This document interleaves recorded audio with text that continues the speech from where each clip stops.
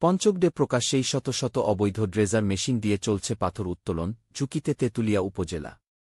আপনারা দেখছেন সমাজের চিত্র টিভি সংবাদ। পঞ্চগড় থেকে তোতা মিয়ার পাঠানো ভিডিও তথ্যচিত্রে দেখুন বিস্তারিত। পঞ্চগড় তেঁতুলিয়া উপজেলায় শত শত অবৈধ ড্রেজার মেশিন দিয়ে চলছে পাথর উত্তোলন। সবুজ শ্যামলফসলি জমির বুক চিরে প্রায় ৭০ ফিট গভীর সমতল ভূমি থেকে চলছে পাথর উত্তোলন। পরিবেশবিদরা বলছেন, ড্রেজার মেশিন দিয়ে পাথর উত্তোলন করলে তীব্র ভূমিকম্প হলে প্রায় ৩০ ফিট তলিয়ে যেতে পারে তেঁতুলিয়া উপজেলা। এ বিষয়ে স্থানীয় সুশীল সমাজের দাবি, যত দ্রুত সম্ভব অবৈধ ড্রেজার মেশিন দিয়ে পাথর উত্তোলন করা বন্ধ করা হোক। তবে মৌখিকভাবে সনাতন পদ্ধতিতে পাথর উত্তোলনের কথা থাকলেও সরজমিন ঘুরে চিত্র দেখা মিলল ভিন্ন দৃশ্য।